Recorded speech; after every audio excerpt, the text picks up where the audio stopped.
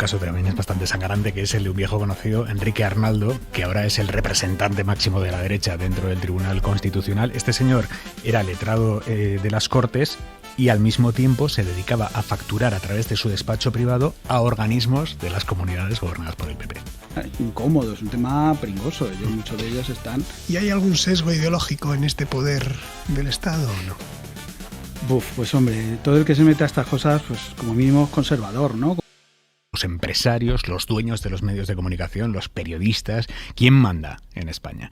Bueno, pues quien de verdad mueve los hilos del poder en España son los altos funcionarios, según sostiene el periodista Rafa Méndez en el libro que ha publicado, que se titula Los dueños del Estado, y que es una maravilla de libro. Él dice, a menudo emparentados, amigos íntimos y enemigos descarnados, todos ellos copan con sus apellidos compuestos los altos puestos del funcionariado.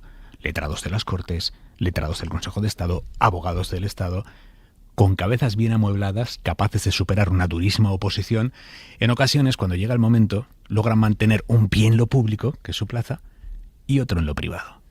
Uno en la administración y simultáneamente otro en la empresa. Siempre manteniendo un halo de respetabilidad y siempre con una tarjeta de visita con el sello del Reino de España. Rafa Méndez, buenas noches, este libro. Muchas gracias. Me ha encantado. ¿Estas élites son un Estado dentro del Estado? Son un Estado dentro del Estado. ¿De quién manda? Siempre hablamos de que mandan los políticos, que mandan los empresarios, mandan los periodistas, pero esos también mandan. Esta gente también, si tú tienes un abogado del Estado en un ministerio que decide que algo no se puede hacer, es muy difícil saltárselo. Y eso está muy bien que pase. Hay contrapoderes, el poder tiene unos límites, el gobierno que llega tiene unos límites, hay funcionarios cuya plaza no depende del gobierno, y eso está muy bien que haya, pero entonces ese poder conlleva que yo creo que tengamos también que hablar de ellos, de quiénes son, de cuáles son sus sesgos y, en su caso, cómo pasan de un lado a otro a la empresa privada y vuelven al día siguiente.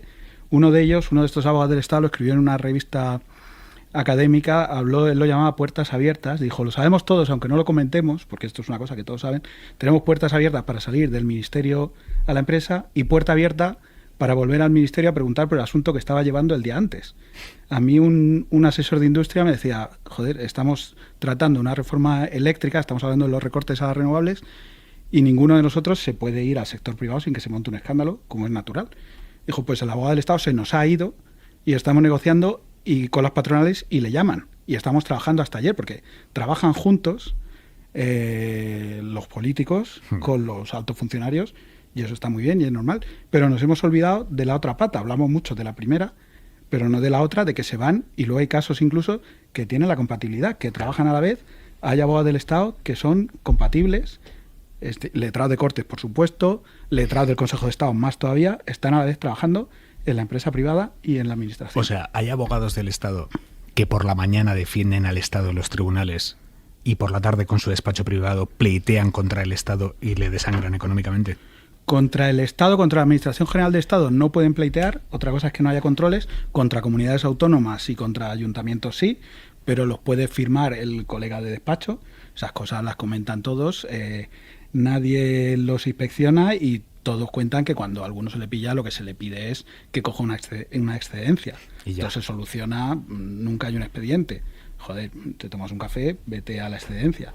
Y luego hay los que están a la vez en la abogacía del Estado y en empresas. Y que se sabe que es público, ¿no? Por ejemplo, yo publiqué una vez en un reportaje de pasada que una abogada del Estado había sido nombrada secretaria del Consejo de Administración de Mapfre. Mapfre es una empresa del IBEX, eso se publica, está en los órganos de administración, bueno, pero todos lo sabían, quiero decir, no era algo privado, no era algo secreto. Y cuando lo publicamos le pidieron que se cogiera la excedencia, era una cosa que a nadie le había escandalizado allí, solo cuando se sabe, había un letrado del Consejo de Estado de la sección quinta, que es la que ve las normas del Banco de España y del Ministerio de Economía. ¿Y dónde trabajaba este señor? Era consejero de Andbank, un banco privado andorrano, donde tenía cuenta Juan Carlos, y estuvo durante años así. Quiero decir que esos son casos que son públicos. Ya el que tiene despacho es imposible saber quién le contrata, o ellos dicen que ellos, por su honorabilidad, lo vigilan, pero hay los que tienen la compatibilidad concedida. Uno de mis capítulos favoritos del libro es la de ese abogado del Estado que defendía a Hacienda y después trabajaba para Afinsa, que es una de las mayores estafas de la historia de este país.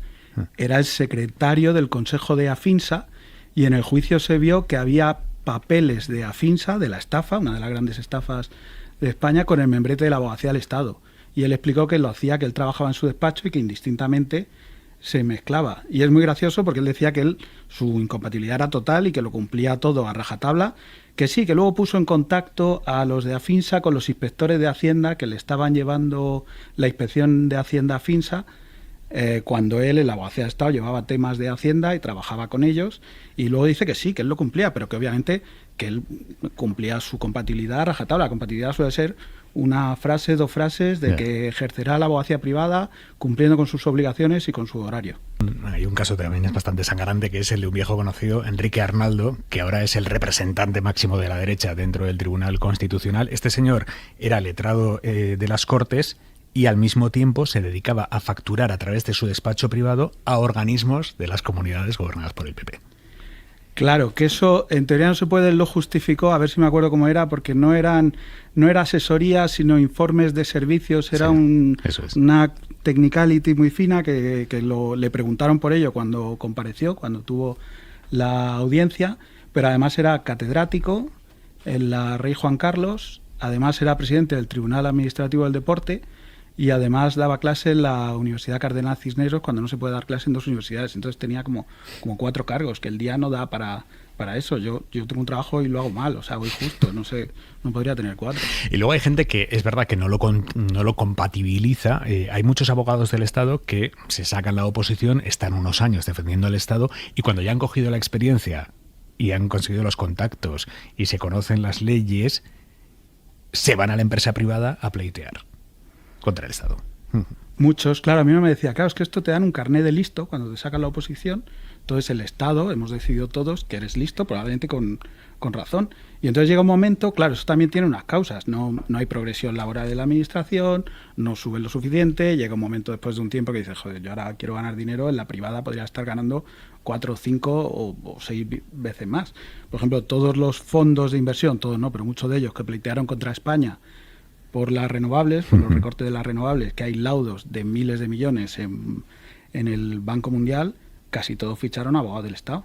Entonces tú te vas unos años, te haces rico, miras supongo que pensando que pobrecillo al que se ha quedado en el cuerpo en la carrera, y después de unos años, pero unos años pueden ser 20 o 30, justo antes de jubilarte, cuando los despachos los prejubilan. Esos despachos a la gente a partir de los 50 y muchos los invitan a irse con buen dinero, entonces vuelven a la administración. Al Estado que te amamantó, ¿no? Te vuelve a recibir.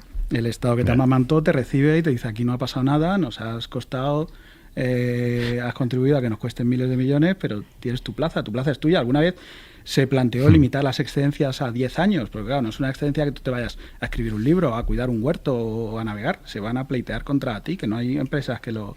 Ninguna empresa lo toleraría. El ejemplo más bestia de esto es el de 2 abogados del Estado, esto lo cuentas en el libro, que hicieron la ley de puertos y que pasaron a trabajar en la privada explicando a las empresas cómo beneficiarse de esa ley para ir contra los puertos del Estado.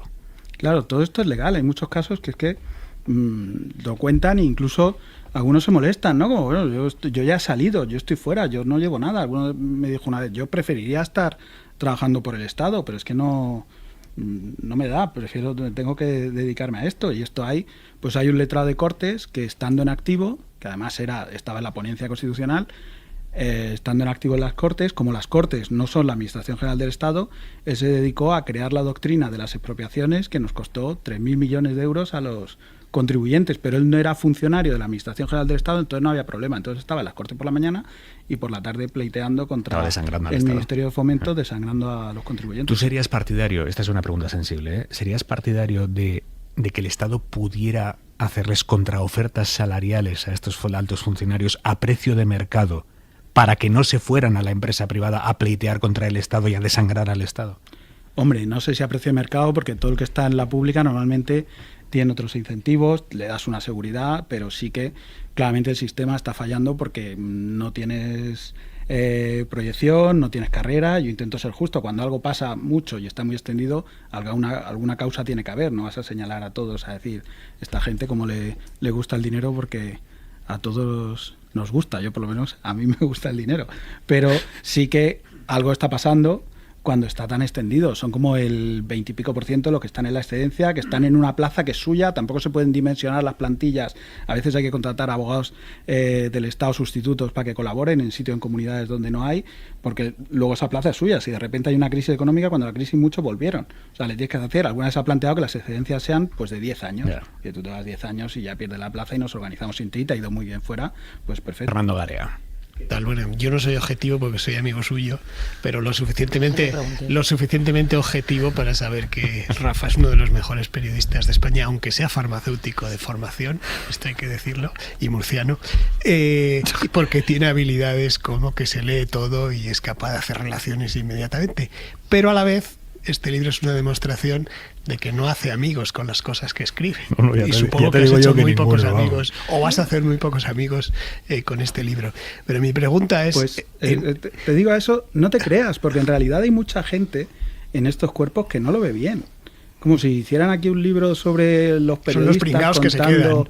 Bueno, no, y los que ven que hay cosas, en realidad esto de las compatibilidades que se... Bueno, serán los más interesados en que esto se conozca. Claro, ¿no? Hay muchas, las compatibilidades, yo no encuentro a nadie, salvo los que están con la compatibilidad dada, que lo defiendan, porque entienden que para ellos, hombre, porque no se sabe, porque no es un tema que se hable y porque a ningún político le interesa, ni le va a dar votos, ni va a cambiar nada, ni se le va a dedicar tiempo a esto, pero...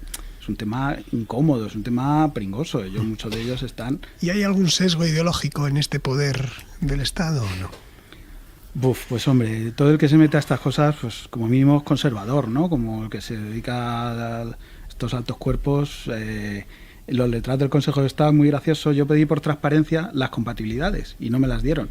Leopoldo Calvo Sotelo, hijo de Leopoldo Calvo Sotelo, es ahora el secretario del Consejo de Estado, me dijo que yo no había demostrado el interés legítimo, además tuvo que consultar a todos, estuvo meses, pero cuando te pasan la lista, como hay tantísimos apellidos compuestos, es muy fácil sacar quién es quién y quién tiene la compatibilidad. ¿Cuál es el sesgo? Y por eso te digo, como hay tantísimo apellido compuesto y muchos son familiares entre ellos, dije, bueno, mira, podía haber ido al Consejo de Transparencia, podía haber pedido, podía haber pleiteado, dije, pues si en realidad igual son tan pocos y los puedo sacar a todos con las iniciales, porque eran un cacho así de iniciales. Carlos. Bueno, yo tampoco soy objetivo, pero sí sigo el trabajo de Rafa Méndez hace muchos años, no solo como amigo, sino como compañero y profesional, porque Rafa lleva en este tema, hay que decirlo, muchísimos años. Es uno de los asuntos sobre el que más ha escrito ya en el país muchísimo. Y dado que llevas tantos años mirándolo, y entiendo que has pensado mucho en soluciones, tú dices lo de los 10 años, pero ¿cómo lo resuelven también otros países? O sea, porque dices, bueno, una de las soluciones es el incentivo para que no se vayan, darles más. Pero, hombre, otra de las soluciones sería que no se puedan ir. Quiero decir, que no les salga a cuenta irse, que realmente sea un coste enorme irse. Y bueno, en otros países es más difícil la incompatibilidad. En fin, ¿les cuesta más? Pues... no lo sé, pero el otro día comentaba aquí Sol Gallego, solo voy a citar gente que sabe en Hora 25, que hay mucha...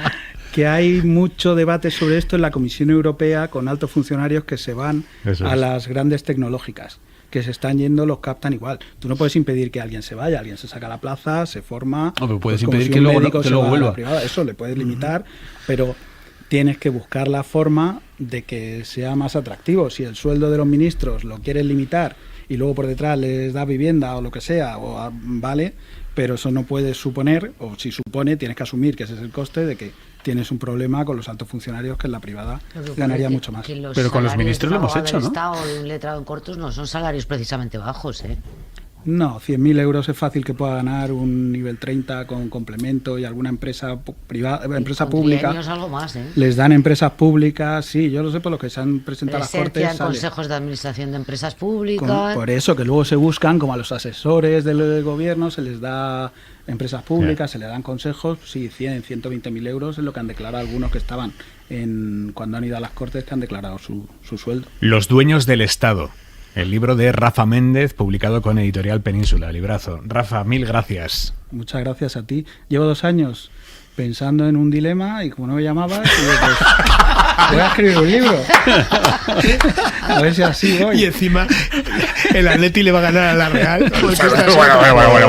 Ahí sí que no. Ahí sí que no. La publicidad, pero ya.